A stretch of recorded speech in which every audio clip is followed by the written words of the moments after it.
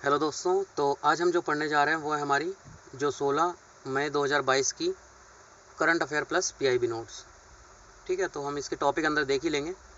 तो पहला टॉपिक इससे जीएस पेपर 1 से है। भारतीय संस्कृति में प्राचीन काल से आधुनिक काल तक के कला के रूप, साहित्य, वास्तुकला और मुख्य पहलू शामिल होंगे। चार धाम यात्रा, तो जैसा आपको पता है वहाँ पे मतलब 23 तीर्थयात्रियों की, 23 नहीं वैसे 24 हो चुकी है, 24 तीर्थयात्रियों की अभी तक जो है मौत हो चुकी है वहाँ पे जाने पे।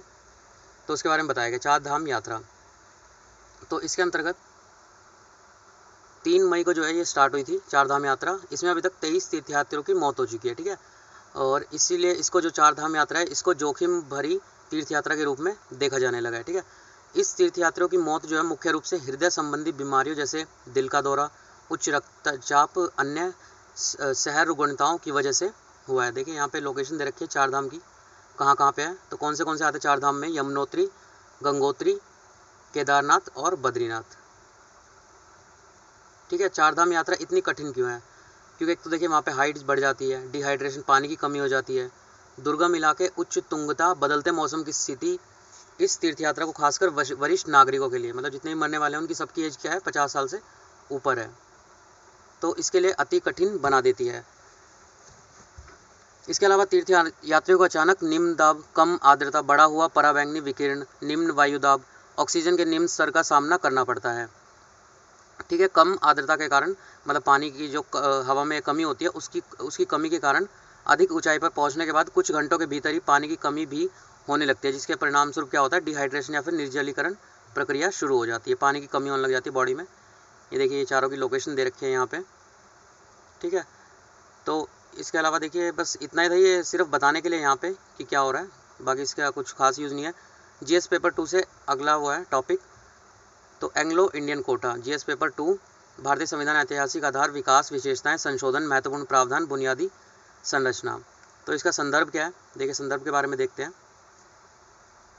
तो हाल ही में क्या हुआ, जो दिल्ली हाई कोर्ट है उसने दायर एक याचिका में जो संसद में नाम निर्देशन होता है, नॉमिनेशन होता है, उसके माध्यम से जो एंग्लो इंडियन है उनके प्रतिनिधित्व को बहाल करने की मांग की। मतलब जब इनको संविधान में ऐड किया गया था तो इनको आश्वासन दिया गया था कि जब वे देश में वापस आएंगे तो उनकी रक्षा की जाएगी और उनकी बात सुनी जाएगी। ठीक है, तो इसके रिस्पेक्ट में अदालत ने इस याचिका पर केंद्र सरकार को अपनी प्रतिक्रिया प्रस्तुत करने का आदेश दिया। दिल्ली हाई कोर्ट की बात हो रही है। संबंधित प्रकरण क्या है? तो अदालत द्वारा जो संवैधानिक अधिनियम 104 संशोधन था 2019 का, तो उसको चुनौती देने वाली एक याचिका पर सुनवाई की गई। इस संशोधन के द्वारा लोकसभा और विधानसभाओं में जो एंग्लो इंडियन समुदाय होते हैं उनके नामांकन आधारित जो प्रतिनिधित्व है उसको समाप्त कर दिया गया था 2019 में। ठीक है, पर इस प्रावधान को समाप्त करने के पक्ष में केंद्र सरकार द्वारा दिया गया तर्क। तो केंद्र सरकार ने क्या कहा इस मामले में कि जो एंग्लो इंडियन समुदाय है वो समय के साथ भारतीय आबादी में विलीन हो गया है। ठीक है, मतलब उनकी जनसंख्या कम हो गई है। इसके अलावा जो संवैधानिक योजना है उसके अनुसार यह प्रावधान सीमित अवधि के लिए था और इसे अनिश्चित काल तक जारी नहीं रखा जा सकता था। ठीक है, मतलब 2019 में उसको ख़त्म कर दिया, पर अब दिल्ली हाई कोर्ट में जो रिट वो याचिका तो जो दायर हुई उसकी वजह से ये दोबारा से हाईलाइट हो गया। ठीक है, इस प्रावधान को समाप्त किए जाने के विरोध में दिए गए तर्क। तो इसमें जो एंग्लो इंडियन समुदाय उनके सदस्यों की संख्या 2011 की जो जनगणना थी उसमें सटीक रूप से परिलक्षित नहीं होती है। ठीक है, संसद में संशोधन विधेयक जो है वो पेश करते समय तत्कालीन कानून मंत्री ने 2011 की जनगणना रिपोर्ट को आधार बनाया था, हालांकि वो जो है सटीक नहीं थी, इसकी वजह से उसे जो है खारिज किया गया। अतः यह संशोधन अल्पसंख्यकों के भीतर जो अल्पसंख्यक है, minority with in A minority, उसके संवैधानिक वादे का उल्लंघन करता है और वस्तुतः यह संशोधन कुछ ही समय में एंग्लो इंडियन समुदाय के व्यवस्थित रूप से सांस्कृतिक राजनीतिक विनाश के लिए ट्रिगर बन सकता है। ठीक है, संवैधानिक प्रावधान की अगर बात करें, जब मतलब बेसिकली इनको ऐड किया गया था, तो जो भारतीय संविधान है उसका अनुच्छेद जो 334 है उसमें जो लोकसभा और राज्य की विधानसभा है उसमें अनुसूचित जातियों, अनुसूचित जनजातियों, इनके लिए स्थान के जो आरक्षण संबंधी और नाम निर्देशन द्वारा अंगल भारतीय जो समुदाय है उनके प्रतिनिधित्व संबंधी प्रावधान किए गए हैं। संविधान व्यवस्था के अनुसार यदि इन प्रावधानों को संसद द्वारा आगे नहीं बढ़ाया जाता तो 25 जनवरी 2020 के बाद ये प्रभावी नहीं रहेंगे। ठीक है, अब एंग्लो इंडियन होते क्या है? तो इसमें जो भारतीय संविधान अनुच्छेद 366 का 2 है उसमें इनको परिभाषित किया गया, जिसके अनुसार जो उनके पिता या पिता परंपरा मतलब दादा परदादा वो जो है यूरोपीय उद्भव का हो, पर उसके माँ बाप जो है वो यहाँ पे जनरल साधारण जो निवासी है वो रहे हो। ठीक है, वो एंग्लो इंडियन में आ जाता है। संसद और विधानसभाओं में एंग्लो इंडियन की अगर बात करें तो जो अनुच्छेद 331 है उसके अंतर्गत दिए गए प्रावधानों के अनुसार यदि लोकसभा में 543 सदस्यों में इस समुदाय का कोई सदस्य नहीं चुना जाता तो जो भारत के राष्ट्रपति है वो लोकसभा में एंग्लो इंडियन के 2 सदस्यों को नाम निर्दिष्ट कर सकते हैं। ठीक है, आपने पढ़ा ही होगा पॉलिटी में, लक्ष्मीकांत में 2 सदस्य एंग्लो इंडियन राष्ट्रपति द्वारा चुने जाते हैं। ठीक है, इस तरह राज्य के राज्यपाल को राज्य विधानमंडल के निचले सदन में इस समुदाय का प्रतिनिधित्व कम रहने पर एंग्लो इंडियन समुदाय के एक सदस्य को नाम निर्दिष्ट करने का अधिकार होता है। ठीक है, राज्यपाल को राज्य विधानमंडल में। संविधान की 10वीं अनुसूची के अनुसार कोई भी एंग्लो इंडियन सदस्य नामांकन के 6 महीने के भीतर किसी भी पार्टी की सदस्यता ले जैसे ही उसका नाम निर्देश हुआ वो 6 महीने के अंदर किसी भी पार्टी में जा सकता है। सदस्यता के बाद वे पार्टी विप में से बंधे होते हैं और उन्हें पार्टी के एजेंडे के अनुसार सदन में काम करना होता है।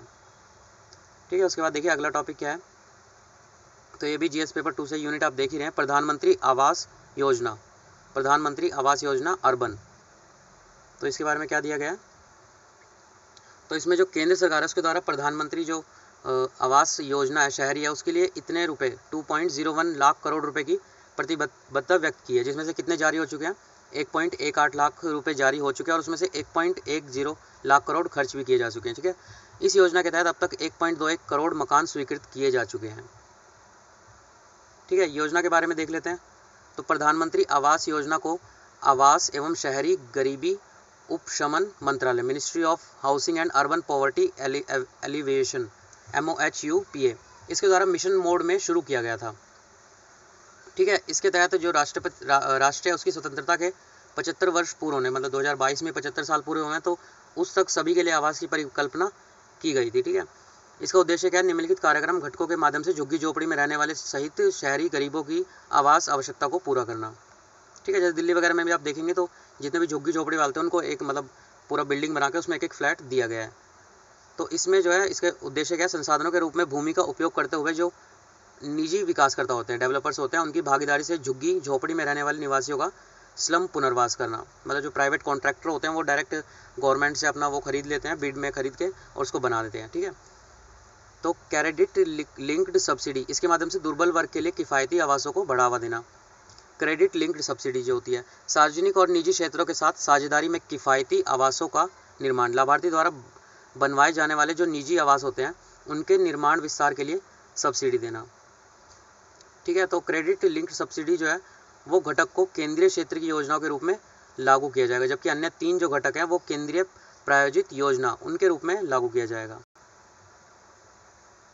ठीक है, इन दोनों में डिफरेंस क्या है, केंद्र जो ये योजना है जो पहली वाली थी, जो फर्स्ट हमने पॉइंट पढ़ा था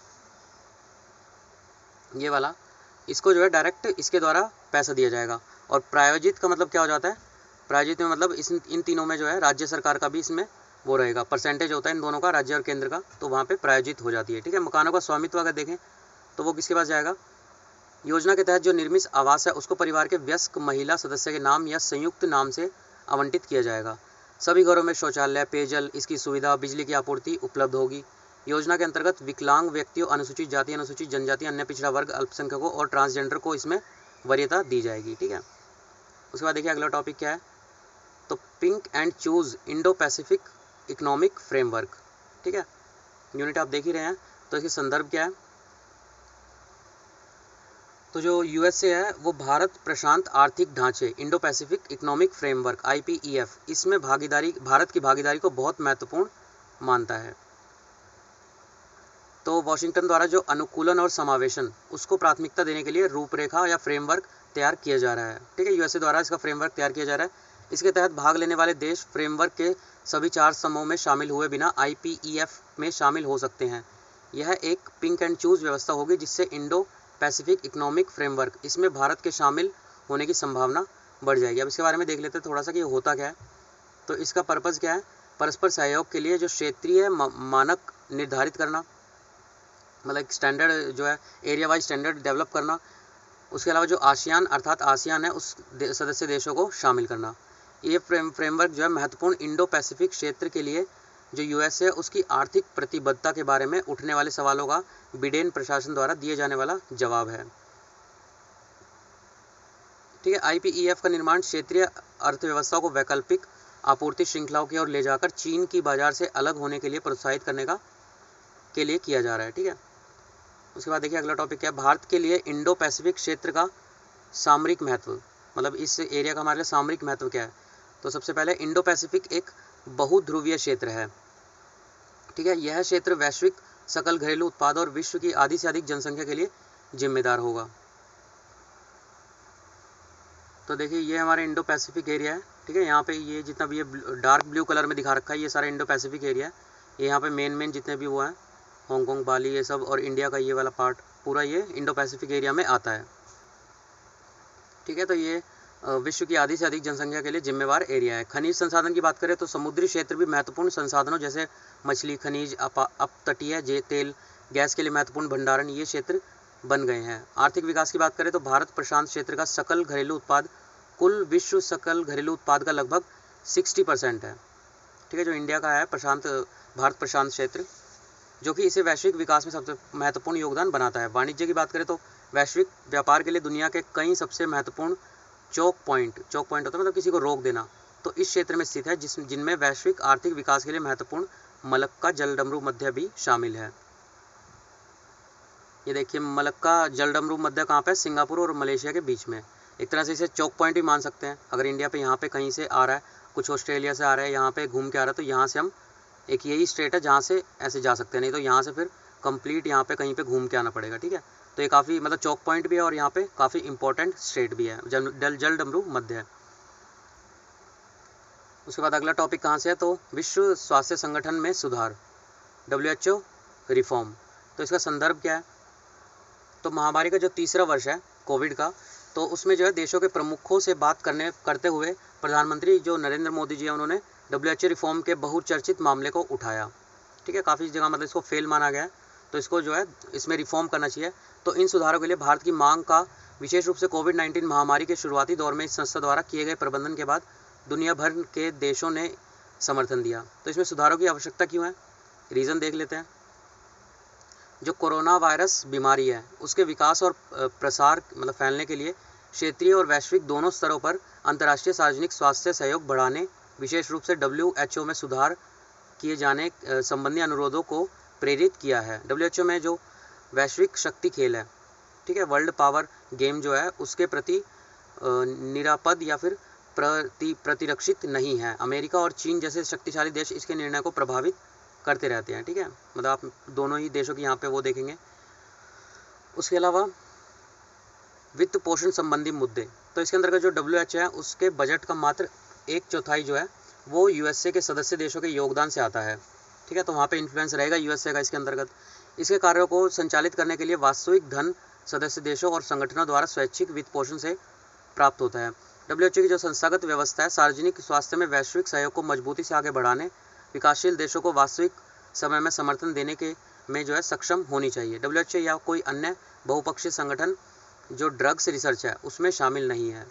ठीक है, मतलब जब कोरोना की दवाई बन रही है तो ये उसमें शामिल नहीं है।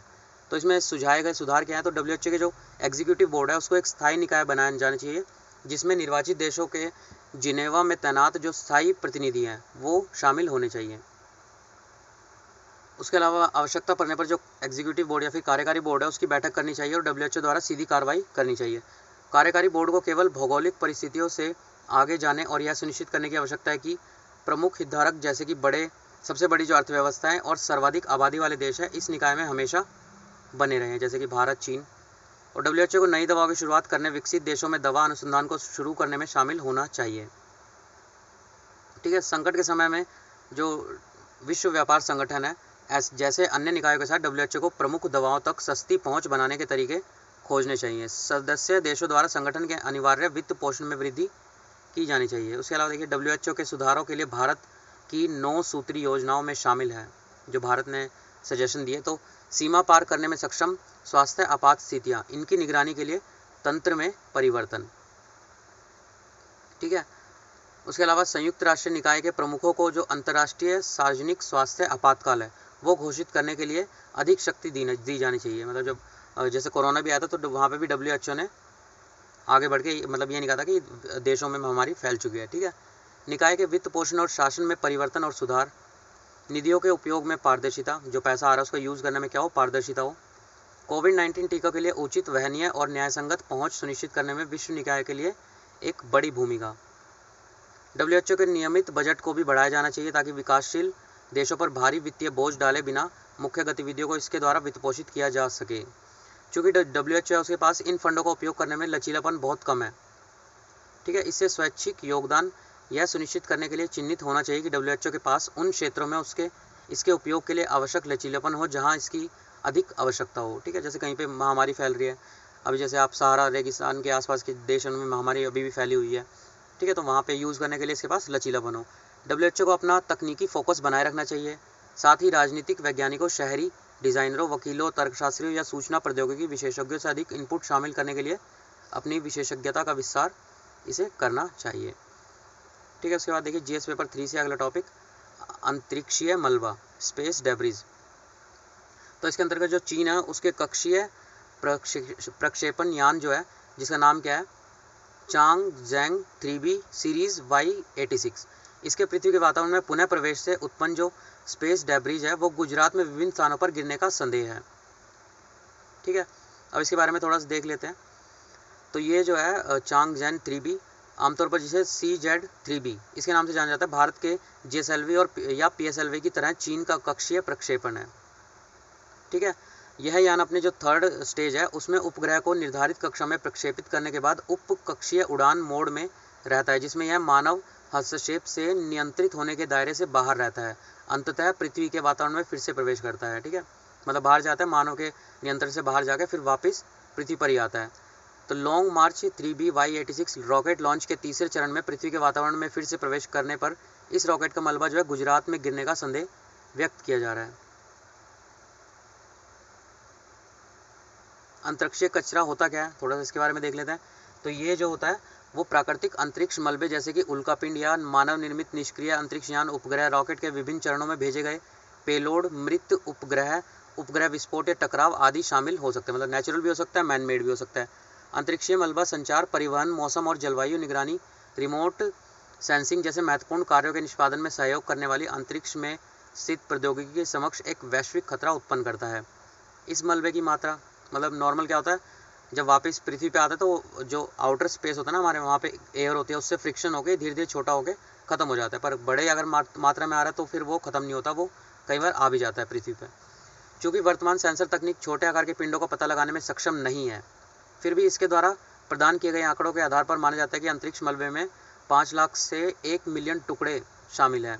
ये सभी खंड 17,500 मील प्रति घंटे की गति से भ्रमण कर रहे हैं, मतलब वहाँ पे वो तो है नहीं, क्या बोलते हैं, ग्रेविटी तो है नहीं, तो वो स्पेस में ही भ्रमण कर रहे हैं। तथा कक्षीय मलबे का एक छोटा सा टुकड़ा भी किसी उपग्रह या अंतरिक्ष यान को नुकसान पहुँचाने के लिए पर्याप्त होता है, ठीक है।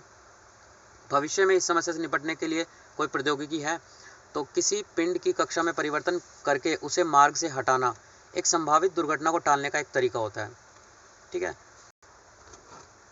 मतलब हम ये कर सकते हैं, जहाँ से उसकी डायरेक्शन चेंज कर सकते हैं, किंतु इसके लिए अंतरिक्ष में मलबे की भारी मात्रा होने की वजह से इसका निरंतर अवलोकन और अनुमानित मार्ग निर्धारित करना आवश्यक होता है, ठीक है। तो इसके लिए क्या किया गया, स्पेस डेब्रिज सेंसर।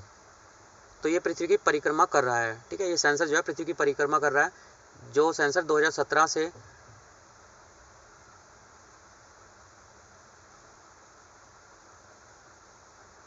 स्टेशन के जो यूरोपीय कोलंबस मॉड्यूल है उस पर बाहर से जोड़ा गया था, ठीक है। यह न्यूनतम 2 वर्ष तक मलबे के मिलीमीटर आकार के टुकड़ों को पता लगाएगा तथा इन टुकड़ों के आकार, घनत्व, वेग, कक्षा और किसी भी संभावित टकराव से संबंधित जो जानकारी है वो प्रदान करेगा। इसके अलावा यह सेंसर यह भी निर्धारित करेगा कि टकराने वाला पिंड अंतरिक्ष में गतिमान कोई पिंड या मानव निर्मित अंतरिक्ष मलबे का कोई टुकड़ा तो नहीं है, ठीक है। मतलब उसके बारे में एक तरह से जानकारी इकट्ठा करेगा, जो स्पेस में जो भी इसे मिलेगा डेब्रिज, रिमूव डेब्रिज। तो इस उपग्रह के माध्यम से 2 क्यूबसैट द्वारा अंतरिक्ष में कृत्रिम मलबे को छोड़ा जाएगा और इस मलबे को पुनर्प्राप्त करने के कई तरीकों का प्रदर्शन किया जाएगा।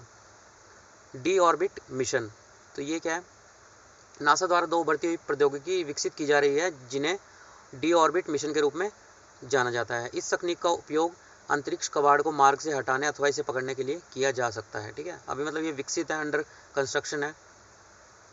उसके बाद देखिए नेत्र। तो नेत्र क्या है, पिछले दिसंबर में इसरो द्वारा इंडिया की जो इसरो है उसके अंतरिक्ष मलबे से अपनी अंतरिक्ष परिसंपत्तियों की सुरक्षा के लिए बेंगलुरु में जो नेत्रा है उसके नामक स्पेस सिचुएशनल अवेयरनेस ये नियंत्रण केंद्र स्थापित किया गया था। ठीक है, नेत्र का मुख्य उद्देश्य क्या है? राष्ट्रीय अंतरिक्ष परिसंपत्तियों की देखरेख, निगरानी और सुरक्षा करना तथा सभी एसएसए गतिविधियों के केंद्र के रूप में इसको कार्य करना। केवल अमेरिका, रूस, यूरोप के पास अंतरिक्ष पिंडों पर नजर रखने और टकराव संबंधी चेतावनियों को साझा करने वाली इस तरह की सुविधाएं उपलब्ध है। ठीक है, अभी भारत के पास ये उपलब्ध नहीं है। वैश्विक खाद्य रिपोर्ट नीति, ये भी जीएस पेपर 3 से ही है। तो हाल ही में जो international food policy research institute है IFPRI, उसके द्वारा जो है global food policy report climate change and food system ये जारी किया गया। ठीक है, इसके निष्कर्ष क्या है? तो जलवायु परिवर्तन के कारण 2030 तक भारत के जो खाद्य उत्पादन है उसमें 16% तक की गिरावट हो सकती है। ठीक है, मतलब भारत के नहीं सबके साथ ही हो रहा है। और भुखमरी के जोखिम का सामना करने वाले लोगों की संख्या 23% बढ़ जाएगी 2030 तक। 22 अभी चल ही रहा है। 2030 में भुखमरी से पीड़ित भारतीयों की संख्या 73.9 मिलियन होने की उम्मीद है। और यदि जलवायु परिवर्तन से प्रभावित आबादी को शामिल किया जाए तो यह संख्या बढ़कर 90.6 मिलियन हो जाएगी। हालांकि जलवायु परिवर्तन भारत की औसत कैलोरी खपत को प्रभावित नहीं करेगा और जलवायु परिवर्तन परिदृश्य में 2030 तक यह खपत प्रति व्यक्ति प्रतिदिन 2600 किलो कैलोरी रहने का अनुमान रहेगा। रिपोर्ट में अगर वैश्विक परिदृश्य की बात करें तो जलवायु परिवर्तन के संदर्भ में जो वैश्विक खाद्य उत्पादन 2010 है उसके स्तर में से 2050 तक लगभग 60% ये बढ़ जाएगा। इस वृद्धि के बावजूद जो विकासशील देश होते हैं उनमें प्रति व्यक्ति खपत का स्तर विकसित देशों की तुलना में आधे से भी कम ही रहेगा। ठीक है, जनसंख्या और आय में अनुमानित वृद्धि के कारण विकसित देशों की तुलना में विकासशील जो देश हैं उनमें विशेष रूप से अफ्रीका, उसमें उत्पादन और मांग अधिक तेजी से बढ़ने का अनुमान है। मतलब उत्पादन भी बढ़ेगा और साथ में डिमांड एंड सप्लाई दोनों बढ़ जाएगी। उच्च आय वाले देशों के बाहर ऐनी देशों में भी आहार में अधिक फल और सब्जियां, प्रसंस्कृत खाद्य पदार्थ जो प्रोसेस्ड फूड होते हैं और पशु स्रोत खाद्य पदार्थों सहित उच्च मूल्य वाले खाद्य पदार्थ शामिल किए जाने की प्रवृत्ति बढ़ सकती है। ठीक है, रिपोर्ट्स में की गई सिफारिशें तो नवाचार के लिए अनुसंधान और मतलब रिसर्च डेवलपमेंट, संसाधनों का बेहतर प्रशासन, स्वास्थ्य, आहार, अधिक सतत उत्पादन, सशक्त मूल्य श्रृंखला, जलवायु स्मार्ट वित्त। उसके बाद देखिए अगला टॉपिक क्या है जिस पेपर 3 से, यह चीफ ऑफ डिफेंस स्टाफ। तो इसका संदर्भ क्या है? तो इसमें जो है सरकार द्वारा सिस्टम में जो ओवरलैप है, मतलब एक के ऊपर एक जो हमारी अलग अलग डिपार्टमेंट हो जाते हैं उनको ठीक करने और प्रक्रिया को सुव्यवस्थित करने के लिए जो चीफ ऑफ डिफेंस CDS और department of military affair DMA इनकी अवधारणा को पुनर्मूल्यांकन किया जा रहा है, जिसकी वजह से जो है जो CDS है उसकी नियुक्ति में देरी हो रही है। पृष्ठभूमि क्या है? तो दिसंबर 2019 में क्या हुआ था, जो CDS है उसके पद के सृजन को मंजूरी दी गई थी। ठीक है, तो CDS रक्षा मंत्री के प्रधान सैन्य सलाहकार और जो chief of staff committee COSC इसके स्थायी अध्यक्ष के रूप में भी कार्य करेगा। ठीक है, तो और उसके अलावा जो सेकंड पार्ट है DMA उसको रक्षा मंत्रालय के में 5वें विभाग के रूप में गठित किया गया था। इसके अलावा चीफ ऑफ डिफेंस स्टाफ भी होंगे, जैसे यहाँ पे COSC है ना, यहाँ पे वैसे ही चीफ ऑफ डिफेंस CODS भी होंगे यहाँ पे। ठीक है, संबंधित प्रकरण अगर हम देखें तो जो अब तक है रक्षा सचिव की अध्यक्षता वाले जो DMA और DOD है रक्षा विभाग है उनके बीच कार्य वितरण को लेकर पुराने मुद्दे जारी हैं। दोनों पक्षों द्वारा स्वीकृत कोई मानकीकृत समन्वय तंत्र नहीं है। भूमिका और जिम्मेदारियों का ओवरलैप होता जा रहा है।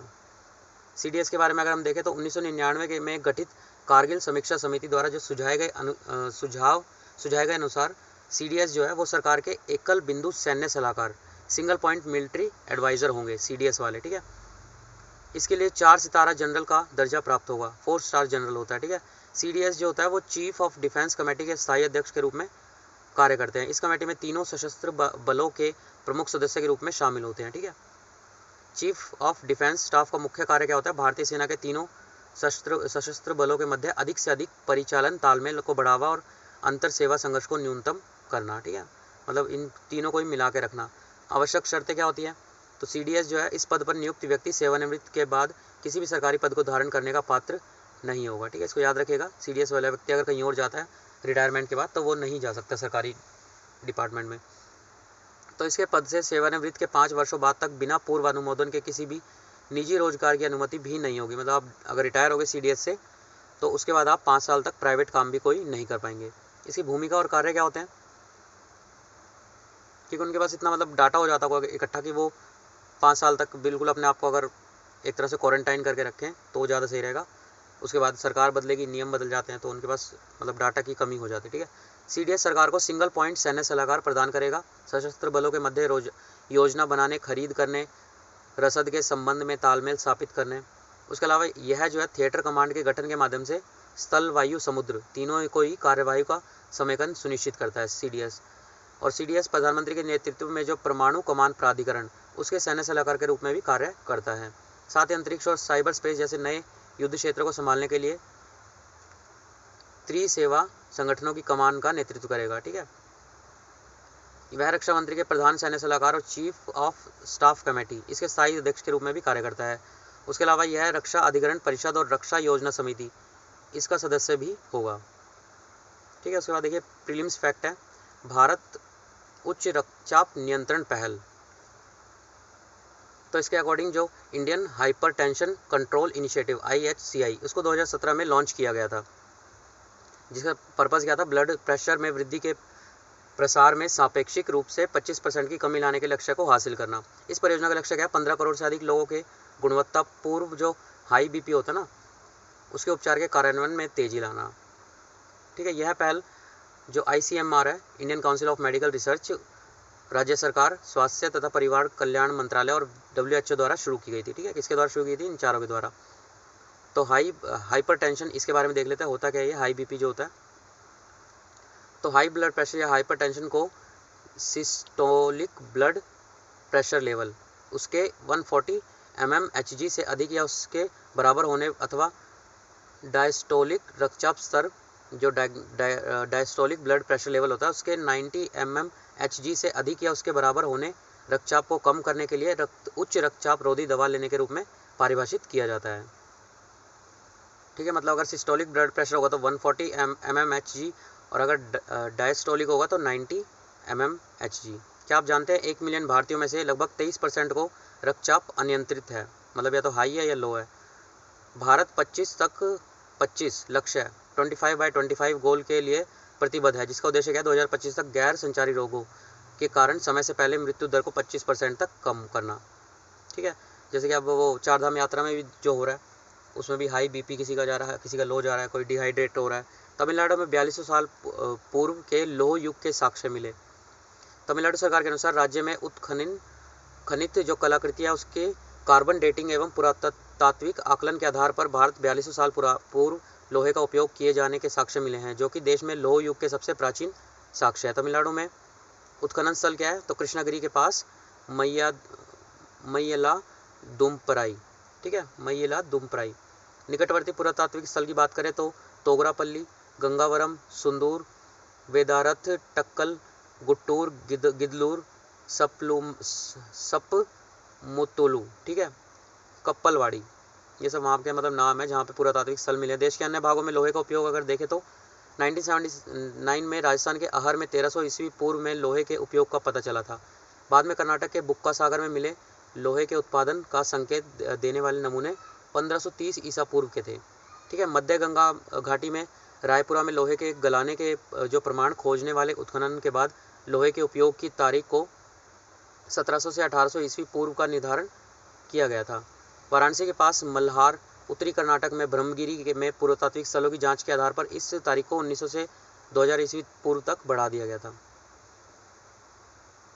अगर नवीनतम निष्कर्षों का महत्व देखें तो यह खोज 4000 साल पहले कृषि गतिविधियों के अस्तित्व को इंगित करती है। मतलब 4000 साल पहले कृषि की गतिविधियां होती थी। वैज्ञानिक का अनुमान है कि चूंकि लोहा तांबे की तुलना में अधिक मजबूत होता है, अतः मानव द्वारा लोहे का उपयोग शुरू करने के लिए बाद की वनों की कटाई हुई है।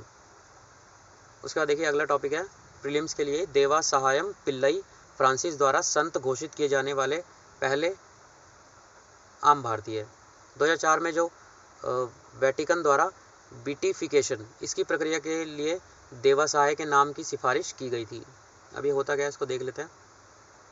तो इस प्रक्रिया के पूरा होने के साथ ही देवासहाय पिल्लई वाटिकन में एक प्रभावशाली विमोचन समारोह के दौरान पोप फ्रांसिस द्वारा, जो फ्रांस के जो पोप होते हैं मतलब फादर जो होते हैं, वो संत घोषित किए जाने वाले पहले भारतीय आम आदमी बन गए हैं। अब इनके बारे में देख लेते हैं ये है क्या। मतलब फ्रांस के पोप द्वारा इन्हें घोषित किया गया, ठीक है। तो वो उस हिसाब से ये पहले आदमी हुए हैं। तो ये जो है इनका जन्म 23 अप्रैल 1712 को तत्कालीन त्रावणकोर साम्राज्य के भाग कन्याकुमारी जिले के नट्टलम में एक हिंदू नायर परिवार में नीलकांत पिल्लई के रूप में हुआ था, ठीक है। 18वीं शताब्दी में इन्होंने ईसाई धर्म अपना लिया। 1945 में नाम बदलकर लेजा रूस रख लिया। जब उन्हें एक डच नौसेना कमांडर द्वारा कैथोलिक धर्म में दीक्षित किया गया, उस समय वह त्रावणकोर के महाराजा मार्तंड वर्मा के दरबार में एक अधिकारी थे। ईसाई धर्म अपनाने का फैसला करने के बाद उन्हें पहली बार फरवरी 2020 में बढ़ती कठिनाइयों को सहन करने के लिए संत की उपाधि के लिए मंजूरी दी गई, ठीक है। कहा जाता है कि जो देव सहायम है उनको ईसाई धर्म अपनाने का फैसला करने के बाद कठोर उत्पीड़न और कारावास झेलना पड़ा और अंततः 1752 में उनकी हत्या हो गई थी, ठीक है। मलयालम में लाजर और देव सहाय का अनुवाद भगवान मेरे सहायक है। लाजर और देव सहायम का नाम क्या है, वो अनुवाद क्या है, भगवान मेरे सहायक। अगला टॉपिक है 3 इंसेफेलाइटिस विषाणु के खिलाफ विकसित टीका। तो ईस्टर्न इक्वाइन इन्फेलाइटिस वायरस, उसके अलावा वेस्टर्न इक्वाइन इन्फेलाइटिस वायरस और वेनेजुएला इक्वाइन इन्फेलाइटिस वायरस। इसके लिए एक टीका वयस्क स्वयंसेवकों पर परीक्षण में सुरक्षित, अच्छी तरह से सहनीय और एक तटस्थ एंटीबॉडी प्रतिक्रिया के रूप में प्रेरित करने वाला पाया गया है। अब इन्फेलाइटिस होता क्या है इसके बारे में, तो एक दुर्लभ स्थिति है जिसमें मस्तिष्क के ऊतकों में सूजन आ जाती है, मतलब जो ब्रेन में सेल्स होती है वो स्वेलिंग कर जाती है। यह बीमारी आमतौर पर एक वायरल संक्रमण के कारण होती है और यह बैक्टीरिया या परजीवी संक्रमण, कैंसर या कुछ दवाओं या विषाक्त पदार्थों के कारण भी हो सकती है। EEV, WEV और VEV संक्रमित मच्छरों के काटने से इंसानों में फैलता है। घोड़े भी इस संक्रमण के प्रति अति संवेदनशील होते हैं, लेकिन घोड़े वायरस को सीधे मनुष्य तक नहीं पहुंचाते हैं, ठीक है, मतलब ट्रांसमिट नहीं करते हैं। उसके बाद अगला टॉपिक है उज्ज बहुउद्देशीय योजना। उज्ज क्या है, रावी नदी की एक सहायक नदी है। उज्ज सिंधु जल संधि के तहत भारत के अधिकारों के उपयोग पर कार्यवाही करने के लिए उज्ज बहुउद्देशीय परियोजना की योजना बनाई गई। यह परियोजना सिंधु जल संधि के अनुसार भारत को साझा की जाने वाली पूर्वी नदियां उसके पानी के उपयोग को बढ़ाएगी। इसका निर्माण जम्मू कश्मीर के कठुआ जिले में बहने वाली उज्ज नदी पर किया जाएगा, ठीक है। उसके बाद मैड सोसाइडे सांप, ये क्या है, तो वैज्ञानिकों ने पहली बार लद्दाख हिमालय के शीरे के निक्षेप में एक मैड सोसाइडे सांप के जीवाश्म की खोज की है, ठीक है। यह बताता है कि भारतीय उपमहाद्वीप में सांपों की प्रजाति अब तक की जानकारी से काफ़ी पहले से रही है। तो ये मैड सोसाइटी सांप मध्यम आकार के लेकर विशाल आकार का होता है। यह सांपों का एक विलुप्त समूह है। इसे पहली बार क्रेटेशियस अवधि के दौरान देखा गया था, जो 145 मिलियन वर्ष पहले शुरू हुआ और 66 मिलियन वर्ष पहले समाप्त हुआ। जीवाश्म रिकॉर्ड से ऐसा प्रतीत होता है कि ऑस्ट्रेलिया को छोड़कर अधिकांश गोंडवान महाद्वीपों में मध्य पीलेओजिन काल में पूरा समूह गायब हो गया था, ठीक है, जो कि 56 मिलियन से लेकर 33.9 मिलियन वर्ष पूर्व था, ठीक है, जो ये पीलेओजिन काल है, ठीक है। तो बस आज के लिए ये इतना ही है 16 मई का। और उसके अलावा देखते हैं आज जो है वो भी अभी अपलोड करना है, जो 35 टेस्ट पेपर है, और उसके अलावा पॉलिटी और IR को भी कंप्लीट करना है आज ही, ठीक है। तो तब तक के लिए हैव अ गुड डे।